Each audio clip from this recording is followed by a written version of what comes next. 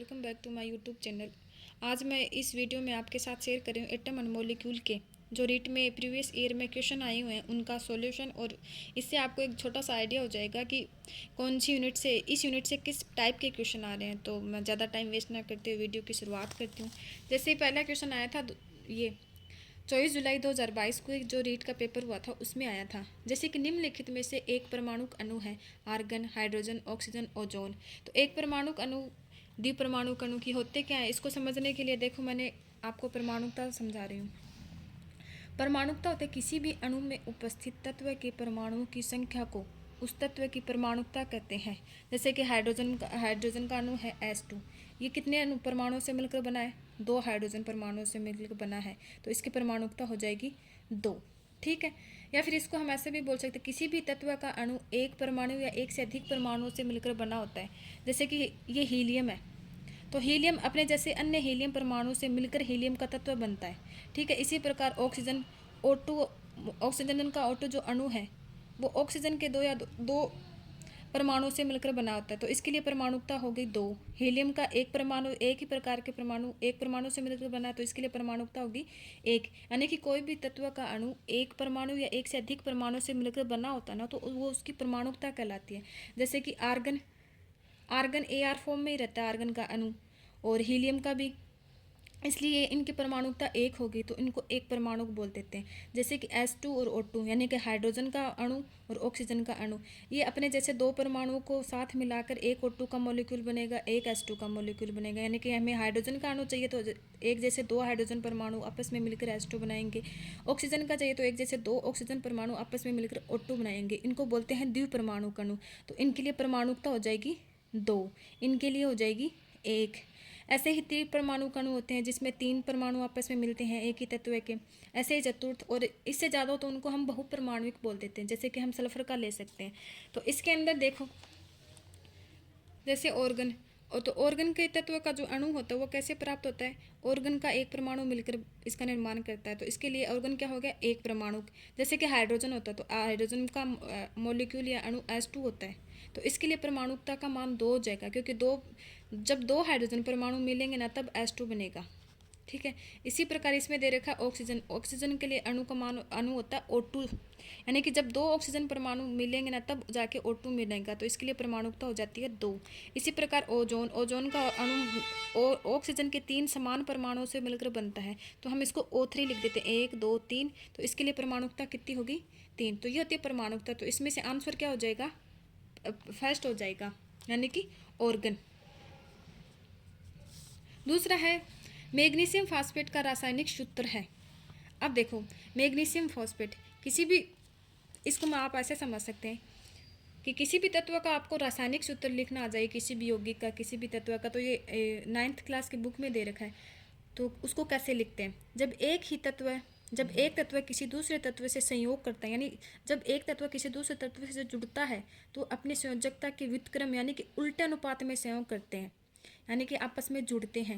यानी कि जब कोई एक तत्व है दूसरे तत्व से मिलन जाओगे ना, तो भी के जो संयोजकता होगी ना भी के उल्टा अनुपात में आपस में भी मिलेंगा। और संयोजकता क्या होती है? किसी भी तत्व के बाह्यतम कोश में उपस्थित इलेक्ट्रॉनों की संख्या उसकी संयोजकता कहलाती है। अलग से टॉपिक है, आपको समझना है तो कमेंट बॉक्स में कमेंट कर दीजिएगा। जैसे कि अब आपको अणुसूत्र लिखना है। इस क्वेश्चन में क्या बताया है इसने? Magnesium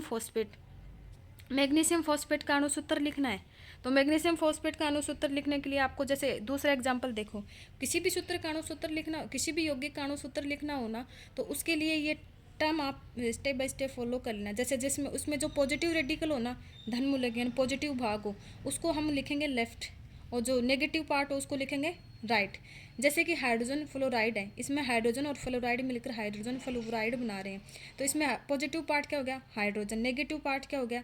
fluoride. अब हाइड्रोजन की संयोजकता लिख देंगे, इनके साथ प्लस या माइनस में मत लगाना कि संयोजकता प्लस में या माइनस में। तो हाइड्रोजन की संयोजकता होती है 1, फ्लोराइड की संयोजकता होती है 1। अब इनको व्युत्क्रम यानी उल्टा तिरछा गुणा कर दो, तो हाइड्रोजन के साथ तो लिख दो 1, फ्लोराइड के साथ भी 1, तो इन दोनों का समान अनुपात है, तो हम HF लिख सकते हैं। समझ में आया ना ये? इसी प्रकार जैसे मैं आपको मैग्नीशियम फॉस्फेट का करके दिखाती हूँ। मैग्नीशियम फॉस्फेट, अब इसमें क्या रहा है? मैग्नीशियम, तो मैग्नीशियम एक आ रहा फॉस्फेट को लिखते हैं PO4। मैग्नीशियम के लिए मैग्नीशियम पॉजिटिव है तो मैंने इसको लेफ्ट में लिख दिया, तो इसके लिए संयोजकता का मान होता है 2। ये जो फास्फोरस होता है, फास्फोरस नहीं फॉस्फेट, इसके लिए संयोजकता होती है 3। अब इनको तिरछा गुना कर दो उल्टा, मैग्नीशियम के साथ जोड़ दो 3 और PO4 के साथ जोड़ दो 2, तो सूत्र क्या हो जाएगा Mg3PO4 2। तो इसमें सी ऑप्शन राइट हो जाएगा, Mg3PO4 2। समझ में आया?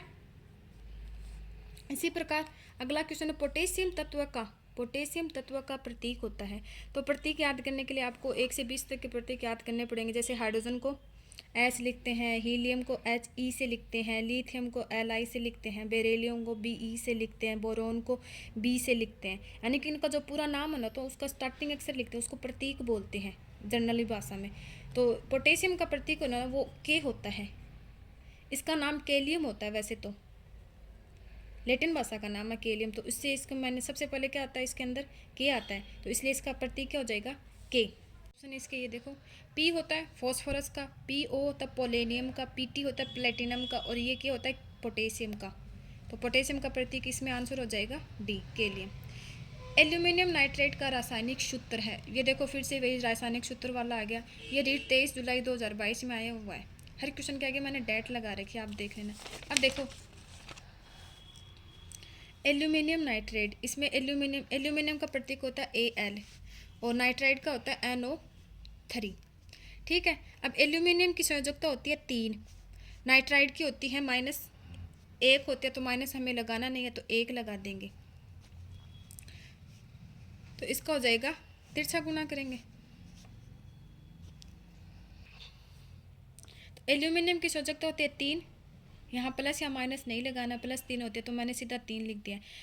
नाइट्रेट की होती है 1। अब इनको तिरछा गुना करेंगे तो Al के साथ में क्या लगा देंगे 1, नाइट्रेट यानी कि NO3, इसके साथ ये बहुपरमाणु है तो इसको कोष्टक में लिख दिया, तो इसके साथ लगा दिया मैंने 3। 1 को लिखो या ना लिखो, तो AlNO3 होल 3, इसका आंसर हो जाएगा। AlNO3 नहीं होगा, AlNO3 होल 3 ये वाला हो जाएगा। ठीक है, अगला क्वेश्चन देखते हैं। मैग्नीशियम फीते के दहन से प्राप्त यौगिक का रासायनिक सूत्र होगा। 16 अक्टूबर 2021 जो रीट का एक बैच का पुनः पेपर हुआ था, यानी कि एक सेंटर पर, तो उसमें आया था ये क्वेश्चन। तो जैसे कि मैग्नीशियम का प्रतीक होता है Mg। फीते के दहन से, यानी कि दहन का मतलब है जलाना। उस फीते को हम जब जलाते हैं तो जलाते किसे, वायु के अंदर, तो O2 ले लेंगे, तो इससे क्या बनेगा MgO बनता है, 2MgO। तो इसका नाम होता है मैग्नीशियम ऑक्साइड। तो मैग्नीशियम फीते के दहन से प्राप्त यौगिक, तो ये हो गया यौगिक, क्योंकि 2 या 2 से अधिक तत्व एक निश्चित अनुपात में मिलकर इसका निर्माण करते हैं, तो इसका सूत्र हो जाएगा MgO। तो इसमें आंसर हो जाएगा बी। अब देखो तत्व का फिर से आ गया। Sb किस तत्व का प्रतीक है 26 सितंबर 2021? Sb ये एंटीमनी का है, इसको एंटीमनी बोलते हैं। ठीक है, एंटीमनी सेलेनियम का होता है Se, स्ट्रोनेशियम का होता है Sr, टीन का होता है Sn। ठीक है, फिर है निम्नलिखित में से यौगिक है, मैंने इसमें कुछ यौगिक के क्वेश्चन भी ले लिए हैं। तो इनके ऑप्शन है हीरा, ग्रेफाइट, ओजोन, जल। तो इसमें से आपको आंसर बताना है, ऊपर वाले में आंसर एंटीमनी हो जाएगा। निम्नलिखित में से यौगिक पूछा है, तो हीरा किससे बना होता है? कार्बन से। यौगिक उसको बोलते हैं जब 2 या 2 से अधिक तत्व एक निश्चित अनुपात में मिलते हैं तो यौगिक का निर्माण करते हैं। जैसे देखो मैंने ऊपर वाले में बताया था ना आपको, मैग्नीशियम ऑक्साइड बनाया था, तो इसमें मैग्नीशियम और ऑक्सीजन आपस में एक निश्चित अनुपात में मिलकर किसी यौगिक का निर्माण करे, तो MgO क्या हो गया, एक यौगिक हो गया। तो इसी प्रकार इसमें देखेंगे हम हीरा, तो हीरा किससे मिलकर बना होता है? कार्बन का एक अपरूप है, तो इसमें तो एक कार्बन से मिलकर बना, तो कोई दूसरा तत्व है ही नहीं। ग्रेफाइट भी कार्बन का एक अपरूप है, ये भी कार्बन से मिलकर बना, इसमें कोई भी दूसरा तत्व नहीं है, तो ये भी यौगिक नहीं होगा। ओजोन का होता है O3, इसमें भी ये भी 3 ऑक्सीजन परमाणु से मिलकर बना, यानी कि कोई अन्य दूसरा तत्व नहीं है, तो ये भी यौगिक नहीं हो सकता। जल, चौथा ऑप्शन दे रखा है जल का फॉर्मूला होता है H2O, यानी कि इसमें एक तो हाइड्रोजन है और एक ऑक्सीजन है, ये दोनों एक निश्चित अनुपात 1:8 में मिले होते हैं, इसलिए जल क्या हो गया, यौगिक हो गया। तो इसका आंसर डी हो जाएगा। एल्यूमिनियम सल्फेट का रासायनिक सूत्र, ये देखो रासायनिक सूत्र वाले में से कितने क्वेश्चन आ रहे हैं, तो आप इस टॉपिक को देख लेना। एल्यूमिनियम सल्फेट का रासायनिक सूत्र, ये 26 सितंबर 2021 की जो रीट हुई थी ना, उसमें आया था। अब एल्यूमिनियम सल्फेट दे रखा आपको, सबसे पहले आप लिखो एल्यूमिनियम का प्रतीक होता है Al, सल्फेट का होता है SO4। एल्यूमिनियम की शोधकता आती है 3, सल्फेट की होती है 2। ठीक है, अब इनको तिरछा गुना कर दो। Al के साथ लगा दो 2, SO4 के साथ ये बहुपरमाणुक तो कोष्ठक, इसके साथ लगा दो 3, तो सूत्र क्या हो जाएगा Al2SO4 3। तो इसका आंसर हो जाएगा Al2SO4, ये नहीं होगा, Al3 ये भी नहीं होगा, Al2SO4 3। तो आंसर हो जाएगा अपना Al2SO4 3C। अमोनियम नाइट्राइड का रासायनिक सूत्र। तो अमोनियम नाइट्राइड का हमें किसका लिखना है, अमोनियम नाइट्राइड। अमोनियम को लिखते हैं NH4 से, NH4। नाइट्राइड को लिखते हैं N से। NH4 की होती है संयोजकता 1, नाइट्राइड की होती है 3। तो इसको इससे मल्टीप्लाई, इससे मल्टीप्लाई, तिरछा गुना करो। तो NH4 कितने जोड़ने हैं, 3, और नाइट्राइड के लिए 1। तो इसका रासायनिक सूत्र ये हो गया। अब ऑप्शन देखो, NH4N ये नहीं होगा, NH4 होल 2 N3 ये भी नहीं होगा, NH4 होल 3 N ये हो जाएगा। तो इसका आंसर हो जाएगा C। रासायनिक सूत्र वाली यूनिट से काफ़ी क्वेश्चन आ रहे हैं, तो आप रासायनिक सूत्र वाला पॉइंट या टॉपिक क्लियर कर लेना। अगला क्वेश्चन है, टंगस्टन तत्व का संकेताक्षर है। इसमें रीड 2011 में आए हुए हैं, यानी कि इसका संकेत पूछा है कि कौन से संकेत से डिनोट करते हैं। प्रतीक वाले से ही हो जाएगा, तो इसको W से करते हैं। किससे करते हैं, W से। TI, ये ऑप्शन बता रही हूँ अगले। ये TI होता है टाइटेनियम का, परमाणु क्रमांक 22। TE होता है टेल्यूरियम का। TEM होता है थ्यूलियम का। तो ठीक है, इसका आंसर हो जाएगा टंगस्टन का W। आई होप आपको क्वेश्चन अच्छे लगे होंगे, समझ में आए होंगे। और भी किसी आगे भी मैं ऐसे क्वेश्चन डालते रहूँगी, ताकि आपको ये अंदाज़ा हो सके कौन सी यूनिट से किस टाइप के क्वेश्चन आ रहे हैं। ये जितने भी रीट में आए हुए क्वेश्चन हैं तत्व के, तो मैंने बता दिया आपको। आई होप पसंद आया तो वीडियो को लाइक और सब्सक्राइब जरूर कीजिएगा। Thank you so much.